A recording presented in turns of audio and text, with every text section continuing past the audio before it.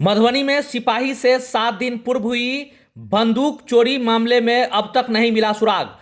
मधुबनी जिला पुलिस कार्यालय में तैनात अमर गोयल के घर से लाइसेंसी राइफल की चोरी हो गई। चोरी होने के 7 दिन बीत जाने के बाद भी पुलिस को इस बारे में कोई सुराग नहीं मिला।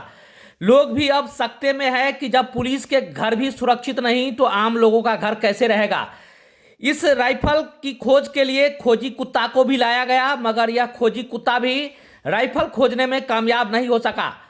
इधर नगर थाना अध्यक्ष राजा ने बताया कि लगातार राइफल बरामदगी के लिए छापेमारी की जा रही है, मगर अब तक कोई सुराग नहीं मिला है। आसपास के इलाकों में भी पूछताछ जारी है। कई टीमें बनाई गई है ताकि किसी तरह राइफल और लगभग 18 कारतूस भी चोरी गई है ताकि इसका कोई दुरुपयोग ना हो सके। सिपाही अमर गोयल ने बताया कि वो अपने बच्चे की तबीयत खराब हो जाने के बाद अपने घर गए हुए थे। इसी दरमियान उनके घर का ताला तोड़कर चोरों ने उनके जगह घर में रखे राइफल की चोरी कर ली, साथ में कारतूस भी ले गया।